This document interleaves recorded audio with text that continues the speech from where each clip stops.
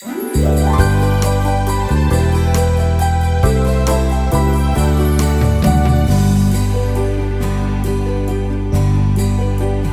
is die deur van die skape, as iemand deur my ingaan, sal hy gered word, hy sal ingaan en uitgaan, en weiding vind.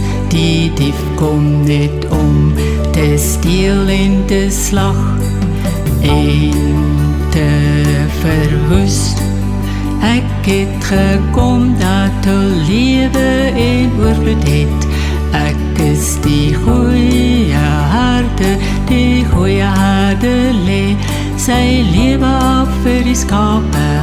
Ek is die goeie herder en ek ken my eie en ek word deur my eie geken. Net soos die Vader my ken, ken ek ook die Vader en ek lê my lewe af vir die skape, en ek lê my lewe af vir die skape.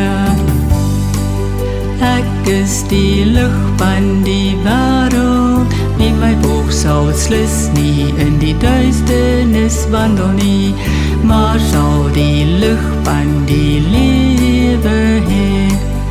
Ek is die ware wynstok, julle is die lote, my Vader die boer. Wie in my bly en ek in hom, hy dra veel vrug, want sonder my kan julle niks doen nie.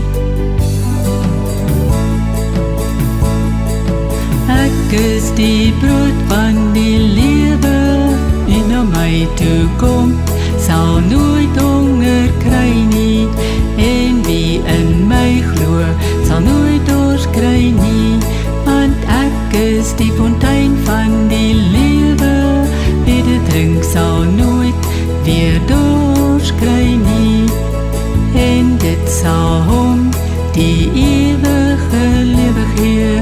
Ek is die weg en die waarheid en die lewe, niemand kom na die Vader